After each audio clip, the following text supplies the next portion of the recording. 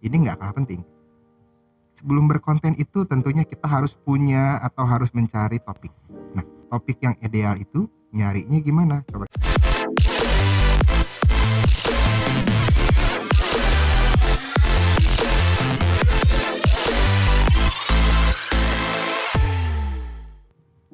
Oke, balik lagi di kamar cowok.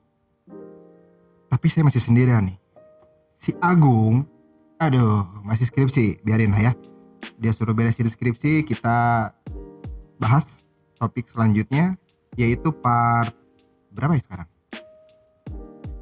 Oh, part 7. Oke. Kalau 2 video sebelumnya kita kan bahas NIS. Jadi NIS itu apa? Itu udah kita bahas. Nah, sekarang ini nggak kalah penting. Sebelum berkonten itu tentunya kita harus punya atau harus mencari topik. Nah, topik yang ideal itu nyarinya gimana? Coba kita bahas ya. Gini deh, membuat konten itu nggak bisa cuma satu langkah. Maksudnya gini, kita tuh harus melalui proses yang namanya mencari ide, terus meriset, udah gitu baru memprovide.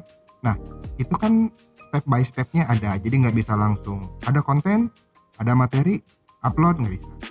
Salah satu yang terpenting adalah topik. Kemarin pernah ada yang nanya, jadi cara mencari materi konten yang bagus itu kayak gimana? Nah, kalau yang saya lakuin selama ini adalah yang pertama, kita tentuin dulu topik apa yang mau kita angkat. Ini penting kan, supaya jadi terstruktur lah dari awal tuh kita udah tahu topiknya apa. Setelah topik kita dapat, baru kita menentukan segmen marketnya, yaitu niche. Nah, niche-nya udah kita bahas di 2 video sebelumnya.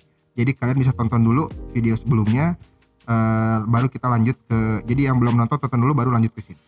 Oke. Nah, setelah kita menentukan niche, baru kita mencari goals atau masalah apa sih yang ada di market yang kita pilih. Jadi masalah terbesar yang ada di niche yang kita pilih itu apa? Kita riset. Nah, itu adalah bahan materi konten kita. Nyari ide itu biasanya gini, kita pakai website. Yang pertama namanya Quora. Kalian mungkin atau kamu mungkin udah tahu ya, Quora itu seperti apa. Tapi buat yang belum tahu, Quora itu isinya adalah kumpulan berita-berita atau mungkin artikel-artikel yang bisa membantu kalian menemukan ide konten. Caranya simpel, tinggal buka quora.com, udah gitu ketik kata kunci atau topik yang kalian pengen. Nanti dia bakal nampilin banyak banget artikel yang sesuai atau yang mengandung kata kunci yang kita ketik tadi gitu. Jadi nyari ide itu sekarang nggak pusing, selama kita udah tahu topik kita apa, niche kita apa. Nah, selain Quora juga biasanya kita pakai Google Trend. Mungkin kamu semua udah pada tahu ya Google Trend apaan. Jadi Google Trend itu kan memang kita pakai untuk melihat tren dari satu topik atau satu segmen tertentu. Cara penggunaannya kalau kita biasanya begini. Jadi Google Trend itu kita setting dulu untuk pencarian ya minimal 1 tahun ke belakang. Kita lihat nih, itu grafiknya ada nanti di Google Trend. Contoh, kita tulis atau kita ketik misalnya otomotif.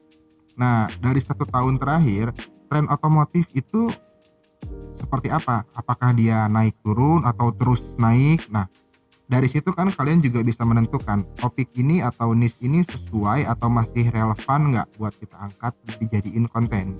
Google Trend memang ya bisa dibilang cukup memberikan info ya gitu.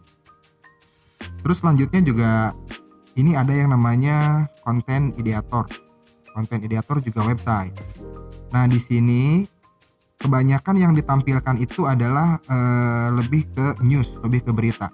Tapi kurang lebih sama. Jadi kata kunci kita masukin, udah gitu ya kita enter, nanti keluar berita-berita yang menampilkan atau mengandung keyword yang kita pakai, yang kita tulis tadi gitu. Jadi sampai sini kan mungkin kamu udah mulai paham ya bahwa nyari topik itu atau nyari ide konten itu nggak susah sekarang tuh. Beda sama dulu mungkin banyak yang belum tahu, tapi kan sekarang udah banyak tahu. Jadi nyari ide konten itu memang wajib. Maksudnya wajib itu adalah wajib untuk sesuai dengan passion kita. Nanti kita bahas soal passion itu di video-video selanjutnya. Oh ya gini, intinya kalau kita belum punya topik yang bagus, lebih baik jangan dulu bikin konten. Karena apa? Karena nanti jadinya bias. Jadi mungkin misalnya nih 3 atau 4 konten sebelumnya kita membahas otomotif, tapi hari ini kita lagi mentok, terus kita nggak mau ngeriset, nggak mau nyari, kita asal upload, yang penting otomotif gitu. Kemungkinan ya itu nanti si konten kita yang kita upload itu ya jadinya hilang. Jadinya maksudnya hilang tuh nggak di searching, nggak ke searching orang karena dia beda dari konten sebelumnya. Gitu loh guys ya, menentukan topik itu sebetulnya ya dibilang wajib ya wajib banget, dibilang bikin males ya kadang memang bikin males. Karena kan kita harus riset di berbagai website segala macam sampai akurat, tapi kan proses yang baik hasilnya baik gitu. Kayaknya part 7 kita ngomongin topik gini deh, kalau memang misalnya kamu ada pertanyaan atau ada yang mau ditanyakan khususnya soal topik atau ide konten, langsung komen aja ya. Jadi nanti kita juga enak buat ngejawabnya. Ya udah, paling kita lanjut di part 8. Nah, di part 8 nanti yang hari ini kita bahas soal ide konten. Di part 8 kita bikin lebih detail.